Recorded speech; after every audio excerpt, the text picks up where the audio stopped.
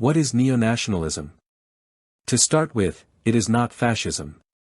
Much of what is called neo-nationalism is simply the initiation of fascism. Fascists prioritize the state as an entity similar to a god or idol. Fascism is akin to worshipping the state as the epitome of all that has worth. But neo-nationalism does not worship the state. In the neo-nationalist understanding, the state is synonymous with the church. The nation represents a people group and a particular expression of faith. Indeed, separated from Christianity, neo-nationalism does not make much sense. The nation owns itself or all the resources within its purview, and the nation is owned by the citizens. The state is the nation along with its citizen owners and all that is within the national boundaries. A free market is the nation.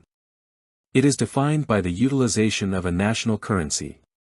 This currency has no physical correlate as it is simply a unit of account. The currency can be issued as a paper note and coins, but these have no value other than they represent numbers in a ledger. The New Testament does not directly address modern concepts of nations or nationalism, as these ideas, in their contemporary political sense, emerged centuries later. However, it contains teachings and narratives that touch on themes related to group identity, cultural distinctions, and the relationship between believers and earthly authorities, which can be interpreted in light of nations and nationalism. The New Testament emphasizes a universal message that transcends ethnic, cultural, and national divisions, which can be seen as a counterpoint to nationalism's focus on particular group identities. Galatians 3 verse 28. Paul writes, "There is neither Jew nor Gentile, neither slave nor free, nor is there male and female, for you are all one in Christ Jesus." This suggests that Christian identity supersedes ethnic or national distinctions, promoting unity across groups. The early church's mission to both Jews and Gentiles, non-Jews, reflects this, as seen in Acts 10, Peter and Cornelius, and Romans 1 verse 16, where the gospel is, for the Jew first and also for the Greek. Matthew 28 verses 19 to 20. The Great Commission instructs the disciples to make disciples of all nations. This implies a mission that crosses national or ethnic boundaries, prioritizing spiritual unity over tribal or national loyalty. Revelation 7 verse 9, John's vision of heaven includes a great multitude that no one could count, from every nation, tribe, people and language, standing before the throne. This portrays a divine kingdom that incorporates all nations without privileging one over another. These passages suggest that the New Testament views earthly national distinctions as secondary to the universal call of the gospel. Extreme nationalism, which prioritizes one nation over others or excludes outsiders, could be seen as contrary to this inclusive vision. However, this kind of nationalism is better thought of as fascism. The New Testament addresses the relationship between believers and governing authorities, which can include national governments, though the context was the Roman Empire. Romans 13 verses 1 to 7, we are to be subject to the governing authorities, for there is no authority except that which God has established. He advises paying taxes and giving respect to rulers, framing obedience as a matter of conscience. This suggests a pragmatic acceptance of political structures, including those of nations or empires, as part of God's order, provided they do not conflict with faith. Peter 2:13-17, Peter similarly urges Christians to submit yourselves for the Lord's sake to every human authority, including kings and governors, and to honor the emperor. This reflects a call to live peacefully within existing political systems. Matthew 22 verses 15 to 22. Jesus' teaching to give to Caesar what is Caesar's, and to God what is God's, acknowledges a distinction between civic duties, e.g., paying taxes, and ultimate allegiance to God. This implies that loyalty to a nation or ruler is subordinate to devotion to God. However, there are also verses that tell us to separate from the world and that we cannot be slaves to two masters. The Bible advocates we cooperate with national authorities but put limits on loyalty. Nationalism that demands absolute allegiance or conflicts with Christian ethics, e.g., idolatry of the state, would be problematic.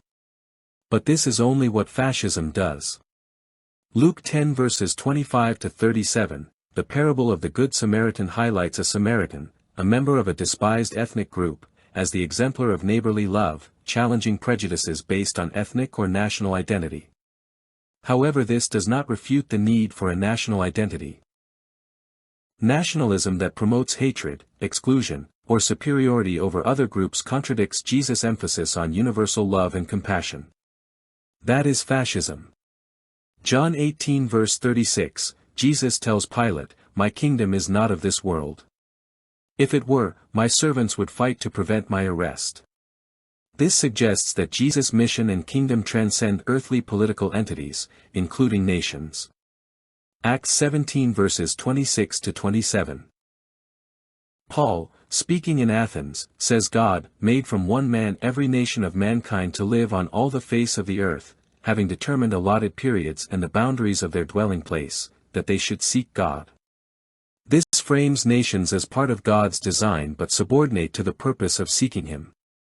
It also supports the claim that God designed the nations and the national identity. The New Testament was written in the context of the Roman Empire, a multi-ethnic, multinational entity.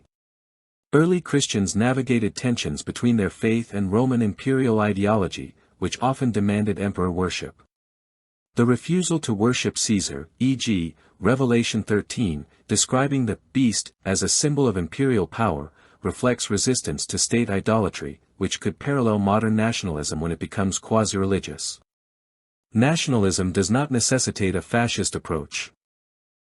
Nationalism that excludes or demonizes outsiders conflicts with the inclusive call of the gospel, e.g., Galatians 3 verse 28, Matthew 28 verse 19.